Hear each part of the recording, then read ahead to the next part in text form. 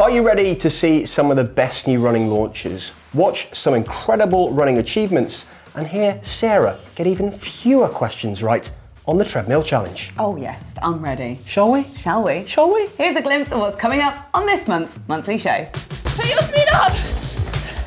Oh my goodness, I'm at 320 push-ups. I'm a vlogger. I pick up trash while running. Oh my gosh. Yeah, I look ridiculous, don't I? Anything sub 20 would be fine for me, but wow, that is insanely far. Only 17 years old. Oh, look at this little number.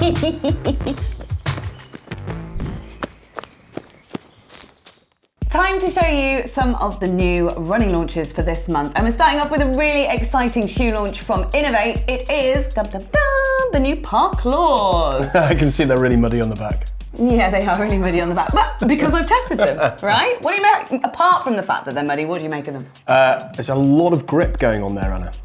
Funny you should say that, Rick. Really? They're very grippy. These are road to trail shoes. Oh, wow. Which I think is something that you've talked about before. You know, like when you leave your front door, yeah, there's a pavement. Yeah. But you want to go and run in some like parks or muddy trails or whatever. So these will get you from your front door to the trails. That's nice. Clever, huh? I don't think I've seen that before, as in a specifically designed shoe for that. Well, there you go. They're hybrids, basically. They are, yeah, like on bike tyres. Am I giving you your notes for you? I mean, that's not what's written here, oh, right, but okay. It's a very good point. It's a very good point. And they've even had some real-world testing from Love Island star Priya Gopaldus. Nice. So she headed out to Sri Lanka and ran 250 kilometres in them. So if you haven't seen our video with her, here is a little sneak peek. I'm Priya, I'm an ultra runner. I'm also a fifth year medical student and was on the reality TV show Love Island. So I try to balance training up for my ultramarathon with working in a hospital. Another shoe from Under Armour this month. They've updated their Flow Velocity wind shoe. Anna, what do you think of these colours? Snazzy. They're incredible, aren't they? Yeah. It reminds you of? It reminds me of a slushy. It does, like, do you know, like where you have the raspberry and the strawberry and you mix it? Yeah, I think actually the shoe looks absolutely fantastic. A few key points on this. It's quite a bit lighter than the previous model. They've updated the sock inside so it flows as an all-in-one system. Oh, nice. And also, big update, they've eliminated the rubber outsole to reduce the weight. So the way it looks like it does on the bottom. Yeah. Do you know about the tech in Under Armour shoes as well? Oh, just a Bluetooth? They have Bluetooth, so you can connect it to Map My Run, which is the Under Armour app, which you can then put in your headphones, and then it can tell you what your cadence is while you're on the run. It's really clever. I still find that a bit bonkers. I know, it's really cool. In your shoe. So stick with us, because April is a massive month for shoe launches. We've still got a couple to get through. Puma next on the list with 2 new launches this month. The first are these Velocity Nitro 2s. So this is an update, as the name would suggest, because it's got number 2 on it. And this is like a neutral training run shoe. And then the other update that they've got is the Deviate Nitro Elite Racer. Oh, it's quite a mouthful. It is. That's their fast racing shoe. So that's the shoe that Molly Seidel wore to race Boston Marathon in recently. And she won Olympic bronze in the marathon in like the first version of those shoes. So they've got some good pedigree. They've got some very good pedigree. Did you see her when you were in Boston? No, I did not see her, sadly. No. Hey, round of applause for that, by the way. Oh, thank you. I'll get a medal out in a bit. Hero. What have you got next? So I've got the Saucony shoe here, who've released an update to their Ride 15s. Basically, they've ripped it apart from the last version, actually. Completely redesigned, softer cushioning. I love this description. It's called, you ready? A pillowy sock liner. It's like putting your foot into a pillow. Well, so funnily enough, Rick. Go on. I actually wore these for my parkrun at the weekend. You serious? And how'd you get on? I would tend to agree. Yeah, well, it was just an easy run after my marathon. Is that running in pillows? It was. Oh my super gosh. comfy. Super comfy. And they've got higher sidewalls, I've noticed as well. You've noticed that, have you? Yeah, they've built them up a little bit. You can bit more support. Do you know what? It is a bit more supportive. You can kind of feel that. Well, great. So enjoy your pillowy sock liner. Oh, thank you very much. And New Balance have also got another new shoe out. This one is an update to their Absolute stalwart of a shoe. So this is the 1080, wait for it, V12. Whew. So it's the 12th. Sounds powerful. It sounds powerful. Well, it's the 12th version of the 1080s. So the 1080s are just like a go-to every kind of run, comfy kind of running shoe.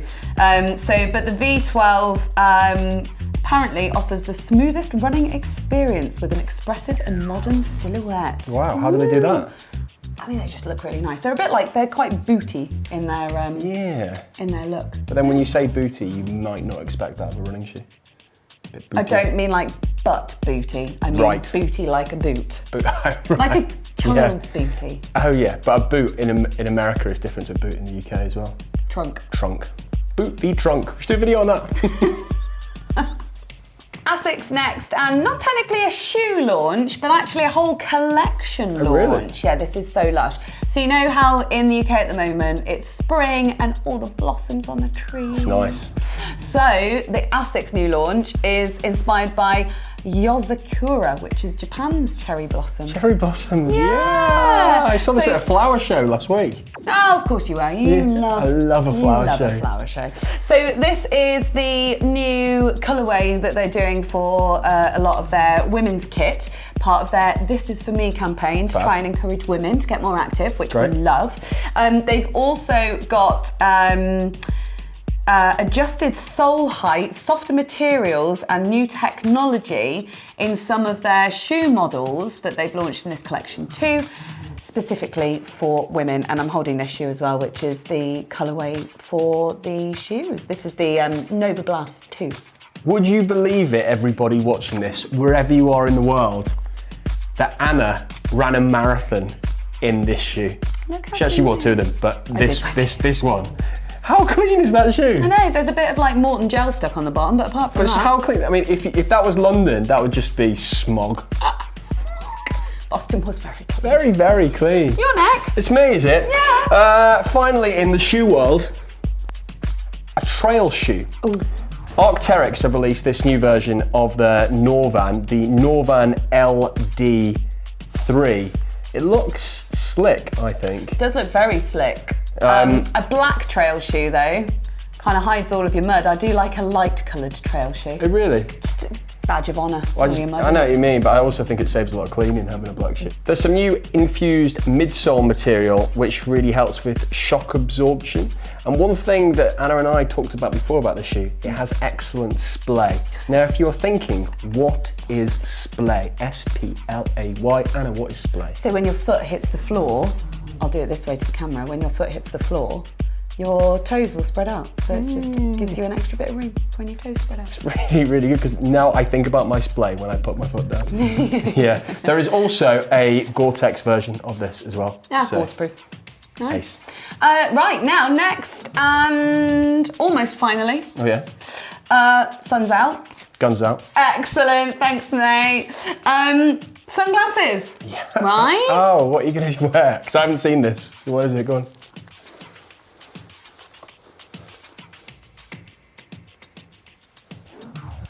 Oh my gosh. Yeah, I look ridiculous, don't I? They don't really suit me. These are Sun God's new specific... What are they called? Sun God. Right, okay. Yeah? Come on, keep going. I'm going to do it with them on. Sun God's new running specific sunglasses. They're called the Ultras. I can see Andy wearing those.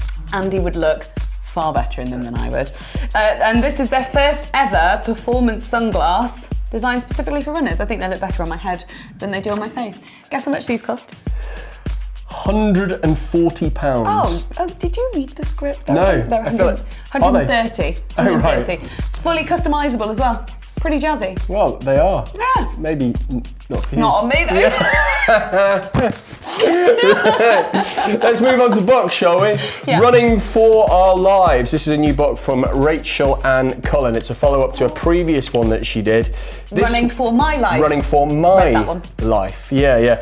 So this is full of stories of normal people who've run to help them overcome mental health struggles. Covers some actually quite deep stuff, such as terminal illness and grief. So it goes into a lot of detail, and there's lots of different people in it, not just her. Yeah. So it's quite chunky. There's lots to it, and also it explores stuff like the relationship between physical and mental well-being. So Love that. if you want Can I borrow to that? explore, you can borrow it if you like. You've read the first one, I've read haven't the you? first one. You read the first one. I'll give you my first one, and when you finish that, then I'll give you this one back. And you The first one also had mindfulness in it, didn't it, I think? Yeah, a bit. Yeah. We all like a bit of mindfulness nowadays. We do. Yeah. So a nice little tip for a running book launch this month. Running news next with Sarah. She's been out with Alice as they train for their fastest... Hello. Hello. Sorry, just been to get a tea. Oh, look at this little number. Subtle, huh? It's lovely. I have some running news Go on. around Boston Marathon. We're all very proud of you. It was incredible. Was it amazing? Just the most incredible experience ever. The support was huge. Boston's an amazing city. Thank you so much for everyone who came to cheer on. There was even someone with a running channel sign. I saw the pictures. Thank you so much if you're watching this as well. Thank you so much. No, really impressive. Well done, mate. Thank you. And Go on. have you seen my video yet? Not yet. There's a video of my whole experience on the channel. Oh. Don't forget to watch it. That's some more content for this weekend. Anyway, sorry, you were saying. In the meantime, here's Sarah with what's been going on.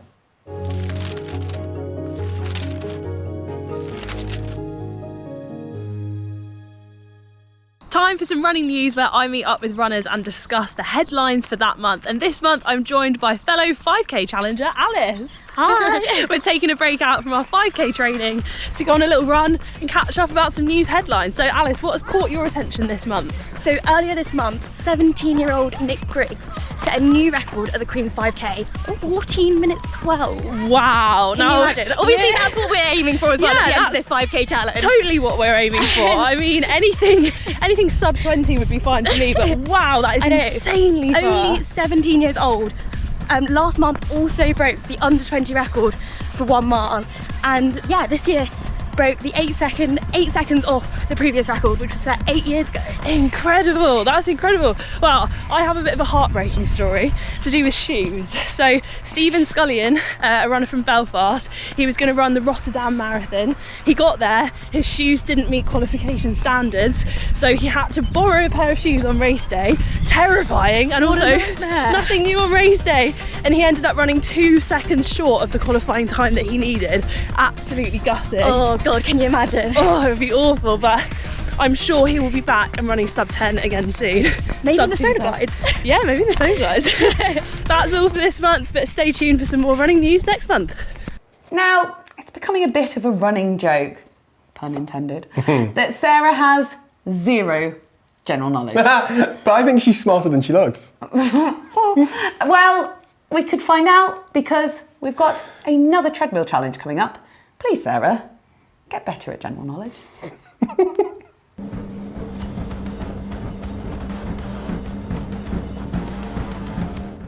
Okay, welcome to the Treadmill Challenge. Jess, here are the rules. If you get a question right, my speed goes up. If you get a question wrong, your speed goes up. And we're starting off at marathon pace. Are you ready? I'm ready. Do you want to answer first or second? I'll answer second. I'll ask you first. Oh, okay, question master, let's go. In what year was the first marathon to Sal? Oh, I don't even know. 1999. Oh, 1986. Put that speed up. Do penguins live in the North Pole or the South Pole? Ooh, South Pole. 50-50. Yes, put your feet up. One for me. How many bones are there in the human body? 324. Blimey. Oh, 206. You've got a few extra. I'm so bad at this. Okay, question for you. Who is the highest paid athlete of all time? Michael Jordan. Yes, put your speed up. You're asking me? Which artist has had the most UK #1s? Adele. Elvis Presley, put your speed up. Okay, if you've run 10 miles, how far have you travelled in kilometres? I'm 22. That's not right, 60.1. Put your speed up. Oh my goodness, I'm at 320 per kilometre. In what year did Andy break the parkrun world record? Come on, you should know this. 2015? 2012! I can't.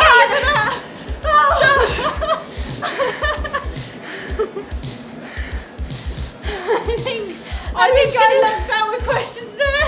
How are you feeling? I was going to say 2012. I knew he did it off the back of the Olympics. I knew he did that. You're never going to hear the end of that, you know that, right? I know, sorry Andy. Sorry I let you down. Let the running channel down. Let everyone down. Well done, Jess. Thank you, I'd enjoy that. I'd come back again. Little light job. Yeah, you can do it next month. Well. She didn't get any better. Well done, Jess. Moving on now to Ask TRC. So we're going to answer your questions all about running. And our first question comes from Lisa, whose question will be relevant to a lot of our viewers, I'm sure. So Lisa asks, what are your tips for running summer marathons? So maybe you've been watching all of the spring marathons happening and maybe you've caught the bug. So we've got some summer marathon tips for you. I mean, the first summer marathon tip really is that there aren't very many marathons on in the summer. No, can you name one? No, not really. There's a lot of like trail runs. Reykjavik? Reykjavik? Iceland? Do they do one in the summer? I think so, yeah. Do I think they do a midnight one. Oh yes, of course, because they have the longer days. Yeah. So, you tend to have like a spring and an autumn marathon season, especially in the UK and the US, because of climate.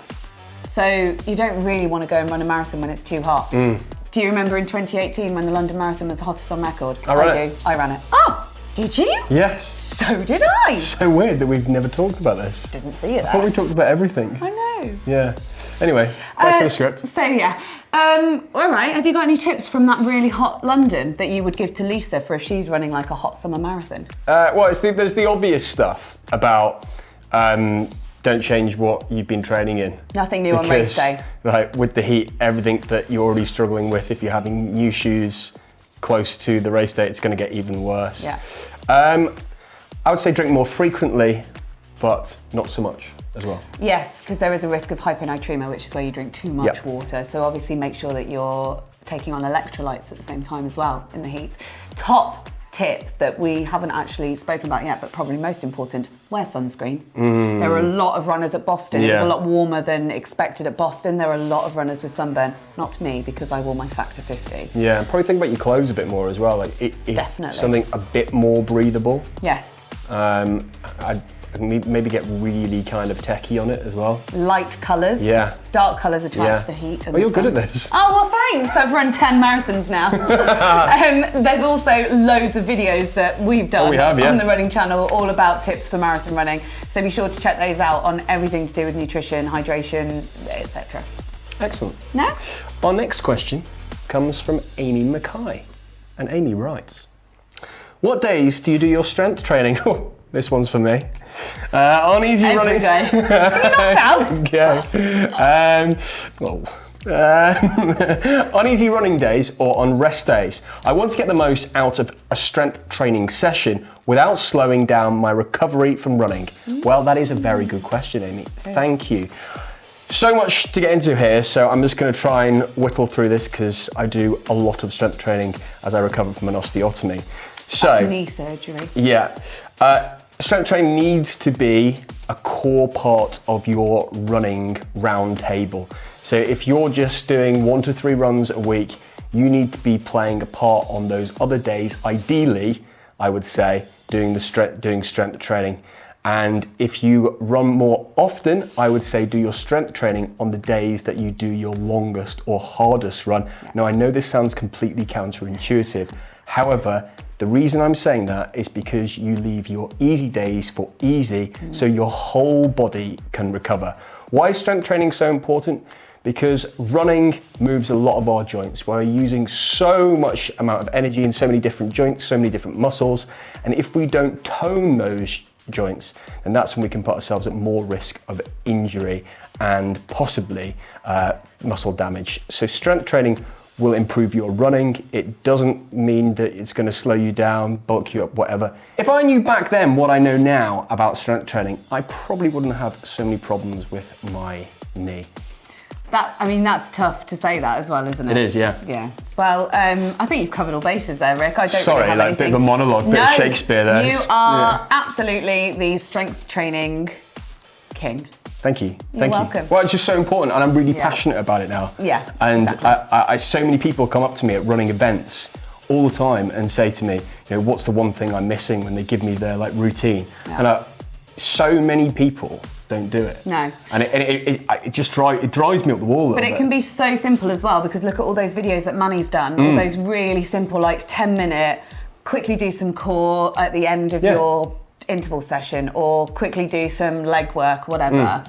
It doesn't have to be an hour in the gym lifting heavy weights. Do some side planks. You don't even have to go to the gym. Side planks are incredibly powerful for your core. Also stuff like one leg lifts. So literally just standing on one leg for 30 seconds. Switching. Do those 3 times a day. It's the way you do your teeth. That brings an enormous amount of core strength. Yeah. Also works your joints in your thighs and your knees. So there are so many little things you can do. Right, next up, it's time for your stories. It's Seen on My Run. This month's Seen on My Run story comes from Paul Way from the Netherlands. So his story is super interesting. For every activity that he uploads to his Strava, he picks up at least one piece of litter. That's not where this finishes, is it, Rick? No, I assume many of you will know this by the other term that is known as plogging. Oh yeah, plugging, like picking up litter and jogging. That's right, we actually did this on a video, the scavenger hunt. Do you Oh, remember that one? I loved that. So is it weigh 3 kgs. Running uphill with a code. But anyway, plogging. Paul's story is pretty cool, and more people can actually get involved in this quite easily. Yeah. So he's been plogging, picking up litter as he runs for 11 years. He is a self-proclaimed ultra plogger, and to celebrate the 10th anniversary of his plogging success wherever he's been, he ran 100 kilometers around Haarlem. Now that's Haarlem in the Netherlands, not in New York. Is New York Haarlem? It is, yeah. It is, good. It's like to the west of Amsterdam. Mistake like that, yeah. Netherlands West one. of Amsterdam. Yeah. And he did it for 21 hours, and he picked up, unbelievably, do you know what I'm going to say? No. 360 kilograms of litter. Wow. I mean, how did he carry that? That's not where it ends, though. He had friends. He did have friends. So earlier this year, Paul took on his own challenge, Ploguary. Hi, my name is Paul. I'm a Brit living in the Netherlands, and I'm a plogger. I pick up trash while running. In February, I did something crazy called Ploguary, where I plogged the distance of the date in kilometres. Sounds easy, but the last week I ended up doing 180 kilometres of running, all before work. Now, I wouldn't advise that people do the same as me, but why not give it a go and pick up a single piece of trash on the run during the warm-up? It has zero impact on you, but if we all do it, it has an impact for us. So basically, it's like the traditional accumulator challenge where you run the number of miles or kilometres for the corresponding date. So on the 1st of Feb, you run 1 mile or kilometre.